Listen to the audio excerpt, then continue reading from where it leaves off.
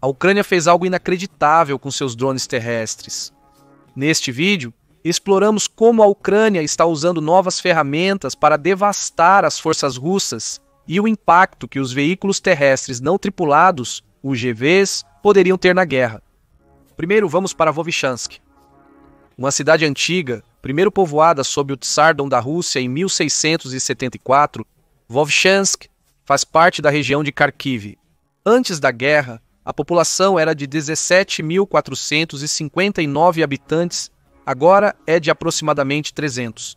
O motivo é que Vovchansk tem sido um alvo-chave russo durante sua ofensiva em Kiev. O que antes era uma pequena, porém vibrante cidade, agora está em ruínas devido aos incessantes bombardeios russos de artilharia e bombas. No entanto, é também em Vovchansk que a Ucrânia desencadeou uma arma diferente de tudo que a Rússia já viu. Em maio de 2024, a Rússia lançou uma nova ofensiva terrestre visando Kharkiv. Avançou rapidamente, tomando várias aldeias de fronteira antes de chegar em Vovchansk. A cidadezinha, a apenas 25,4 quilômetros de Kharkiv, pode ser o maior obstáculo para o real objetivo russo. Em Vovchansk, as forças ucranianas se fortificaram e mantiveram posição. A 82ª Brigada de Assalto Aéreo e outras brigadas ucranianas chegaram para conter os soldados russos. Semanas de combates intensos se seguiram. No final, a Ucrânia havia empurrado os soldados russos para o rio Vovcha, que passa por Vovchansk.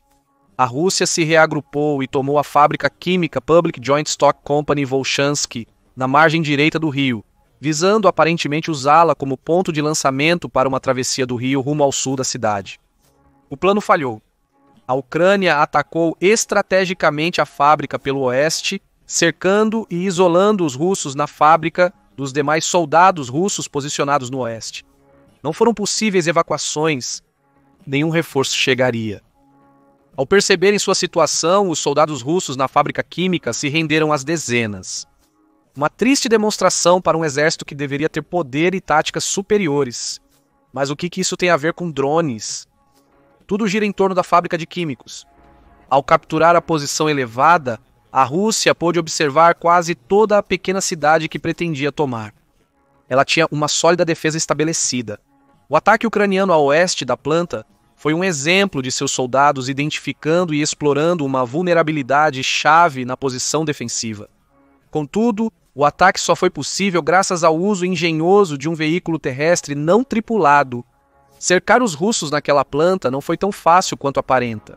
A Força Aérea Ucraniana foi convocada para bombardear com precisão a planta e expulsar os russos. Os ataques falharam, não pela ineficácia das bombas, mas porque a Ucrânia não tinha munição suficiente para mantê-los.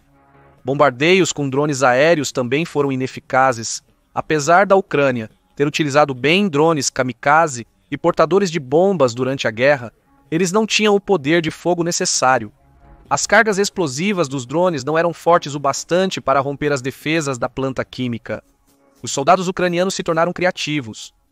Para destruir as posições de tiro russas na planta e permitir que seus soldados invadissem as defesas, a Ucrânia recorreu ao salvamento. Carros elétricos, principalmente importados do exterior, eram seus alvos. Os destroços dos veículos forneceram baterias e alternadores que sustentariam os drones ucranianos usados para bombardear a posição russa. Mas eles tinham outro uso. Durante o resgate, tropas ucranianas encontraram um cilindro de hidrogênio intacto nos destroços de um Toyota Mirai. Pesando mais de 440 libras, esse cilindro oferecia um potencial explosivo muito superior aos UAVs previamente usados pela Ucrânia para atacar a fábrica química. Assim, a Ucrânia poderia lançar uma arma comparável às bombas aéreas mais devastadoras. Ondas de explosão poderosas, bolas de fogo e até uma nuvem em forma de cogumelo poderiam explodir deste cilindro de hidrogênio, destruindo a posição de tiro russa e permitindo a retomada da fábrica.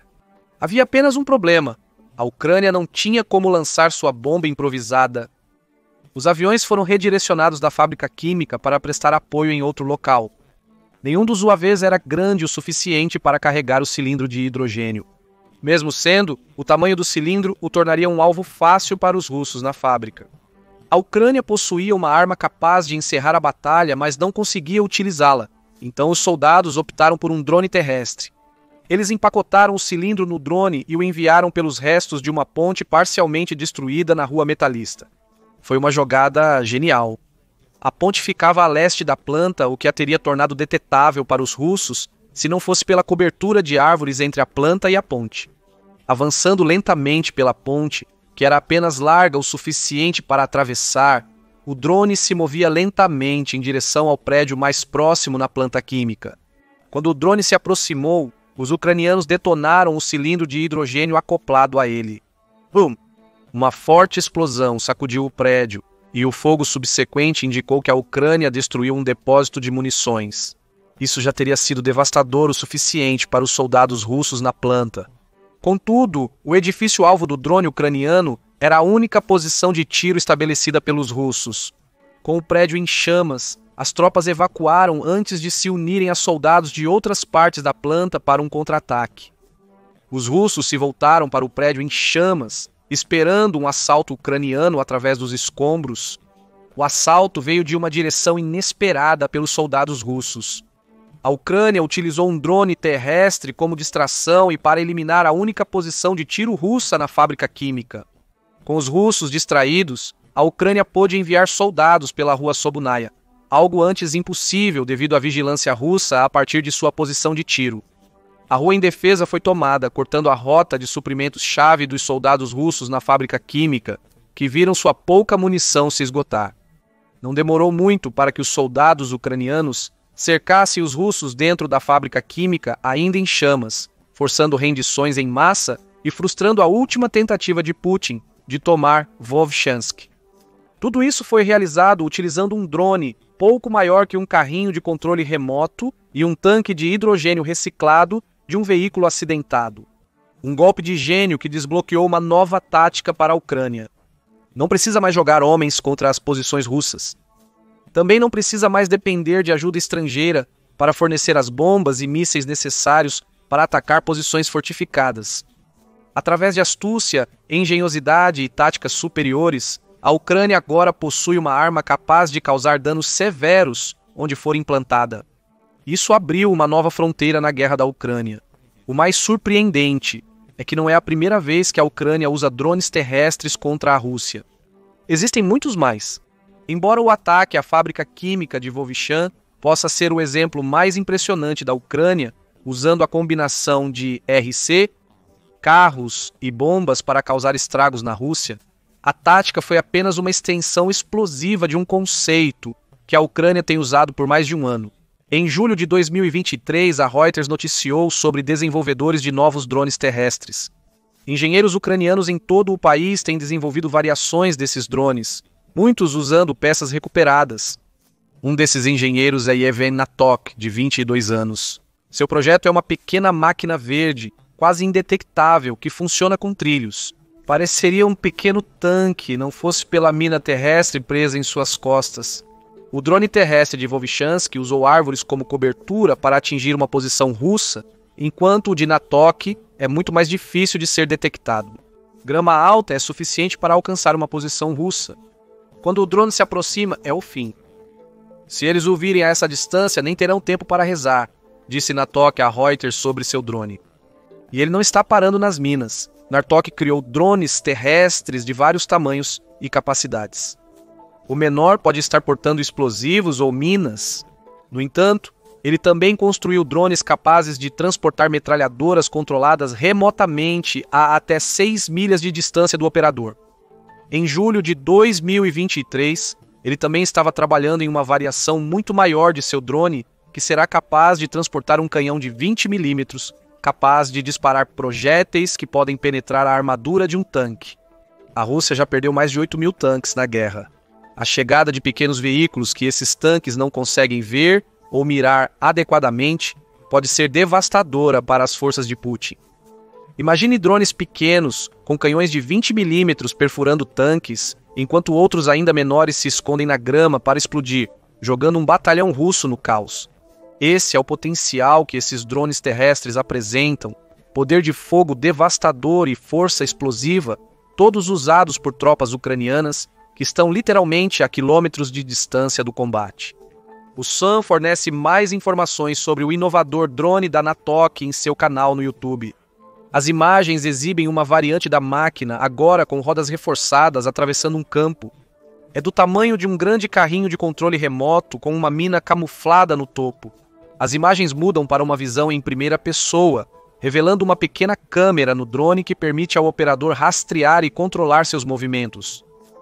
Natok crê que seus drones são revolucionários.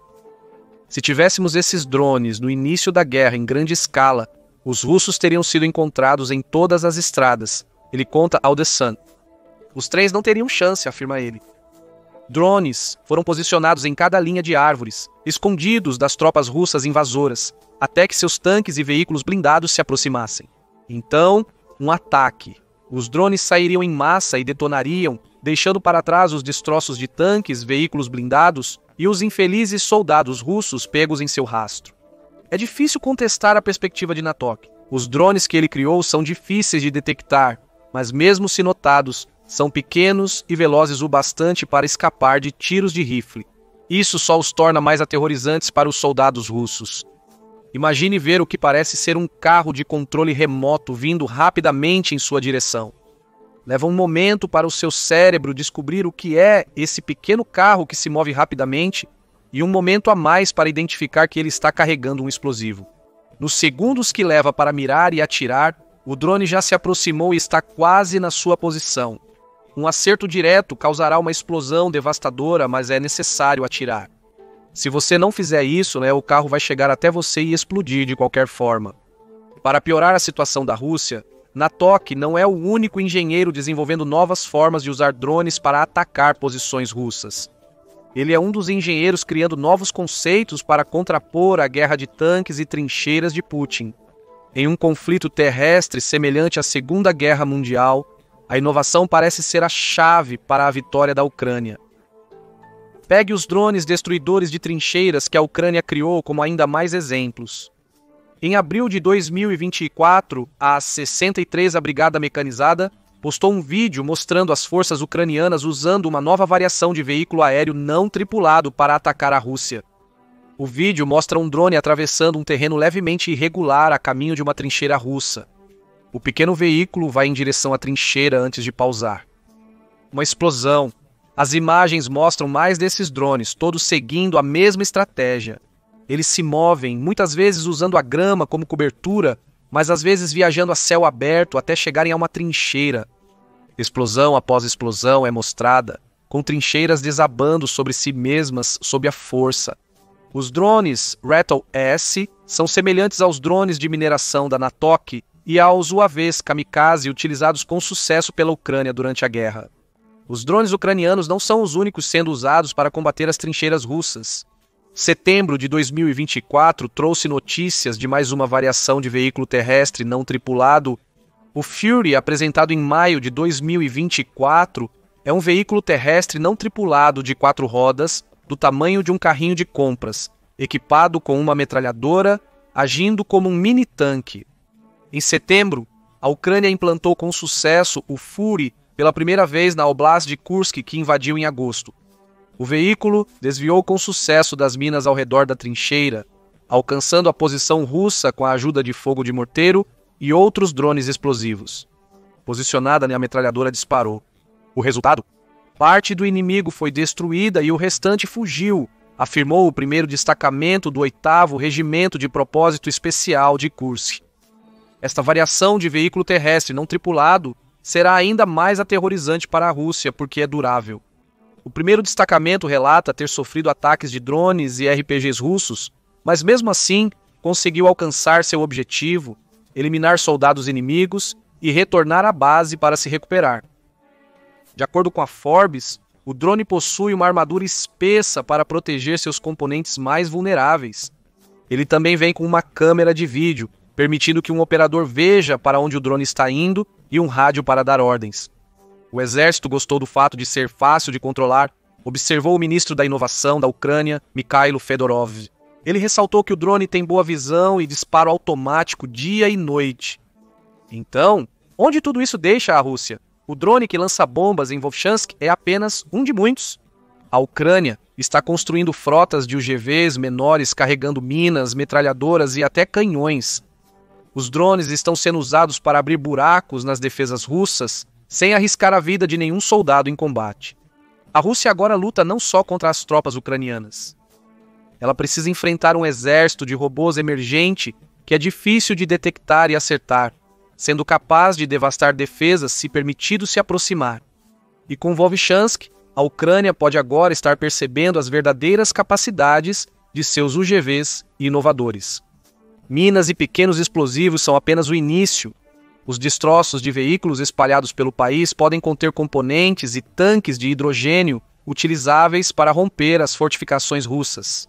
Então, por que esses UGVs são revolucionários para a Ucrânia? Essa é uma questão chave. Já abordamos várias razões. Os drones terrestres ucranianos são extremamente difíceis de detectar, sendo muitos tão pequenos que quase desaparecem na grama alta e se escondem facilmente nas árvores. A falta de detectabilidade permite à Ucrânia usar esses drones para coordenar emboscadas, como visto em Volchansk e com os drones destruidores de trincheiras este ano, sendo também difíceis de detectar. Os UGVs da Ucrânia são excelentes ferramentas de suporte. Novamente, Volchansk prova isso. Um drone aproximou-se sorrateiramente do prédio principal de uma fábrica química capturada, explodindo e destruindo os estoques de munição russos, além de eliminar uma posição de tiro estratégica. Isso enfraqueceu as tropas russas na fábrica. Eles enfrentaram a perda de cobertura e escassez de munição, enquanto o pânico crescia com o aumento do fogo. Apesar das tropas terem se coordenado para criar uma defesa contra um suposto ataque iminente, o veículo terrestre não tripulado os enganou. O ataque ucraniano veio do outro lado do complexo. A Ucrânia possui não somente armas para romper as defesas russas, mas também para desviar a atenção dos soldados no campo de batalha. Quando usados em conjunto com as forças terrestres, UAVs e morteiros, os UGVs carregados de explosivos da Ucrânia são uma verdadeira ameaça à Rússia. Eles também ameaçam por serem baratos de produzir. A Reuters informa que os drones menores de Kiev e Natok, aqueles capazes de carregar minas e se esconder na grama alta, custam apenas $812 para serem produzidos. Esse dinheiro cobre cada componente, todos sendo construíveis e compráveis usando a ajuda militar que a Ucrânia recebeu de seus aliados. Com 1 milhão, a Ucrânia poderia construir mais de 1.230 desses drones. Para comparação, esse valor é aproximadamente o custo de produção de um único míssil de longo alcance Storm Shadow. Esses baixos custos se aplicam a quase todos os drones usados pela Ucrânia. Em Kursk, as tropas ucranianas estão usando pequenos drones, com granadas presas por abraçadeiras para atacar alvos de alto valor no oblast russo. Esses drones são controlados remotamente e custam apenas $400 para montar. Drones maiores podem custar milhares de dólares, mas a tendência persiste. É muito mais barato montar um mini exército de drones do que construir um único míssil. A relação risco-recompensa favorece muito a Ucrânia devido aos baixos custos. O drone de US$ americanos 812 da Natok seria ainda mais barato se não fosse pela guerra que elevou os preços de seus componentes. Se antes da guerra um transmissor custava 2.000 hryvnias, que é a moeda da Ucrânia, agora custa até 12.000, ele conta a Reuters. Os custos dos UGVs usados pela Ucrânia aumentaram em 6 vezes, mas ainda são opções de baixo custo. Enviar dezenas de UGVs para limpar trincheiras e destruir tanques permite à Ucrânia infligir danos custosos à Rússia, sem arriscar seu povo ou usar as armas mais caras recebidas do Ocidente, considerando o risco versus recompensa. Essa é outra razão pela qual esses UGVs são tão revolucionários. Eles estão ativamente protegendo as tropas ucranianas. Essa é a opinião do chefe de inteligência ucraniano Kirill Obodanov, que espera mais desenvolvimento de UGVs na próxima fase da guerra na Ucrânia. Os drones substituirão os soldados na linha de frente, com estes recuando para ajudar a controlá-los enquanto avançam em direção aos alvos. Na Conferência de Estratégia Europeia de Yalta, em setembro de 2024, Badanov afirmou que o número de sistemas robóticos deve aumentar significativamente, na ordem de dezenas, ainda neste ano. O motivo? O desejo humano de não morrer. Budanov observa que as pessoas naturalmente hesitam em entrar em batalha, mesmo em defesa do país. Se houver opção entre enviar um drone, 10 drones ou um soldado, sempre serão escolhidos os 10 drones, disse ele durante a conferência. Isso pode ser uma dica sobre as táticas terrestres da Ucrânia, à medida que a guerra se aproxima de 2025. Apesar de não ter sofrido tantas baixas quanto a Rússia na guerra, a Ucrânia ainda perdeu dezenas de milhares de pessoas. O presidente ucraniano Volodymyr Zelensky informou que 31 mil soldados morreram em fevereiro de 2024. O New York Times detalhou anteriormente que 17.500 soldados ucranianos morreram como parte de até 131 mil baixas. Isso é cerca de um quinto das 661 mil baixas que o Ministério da Fazenda da Ucrânia afirma que o país infligiu à Rússia. Ainda é um número substancial, considerando que a Ucrânia é um país muito menor, com menos soldados para convocar. Essa nova onda de UGVs pode resolver os problemas de mão de obra da Ucrânia. Zelensky e seus estrategistas agora podem utilizar UGVs para apoiar ou até mesmo substituir tropas no campo de batalha.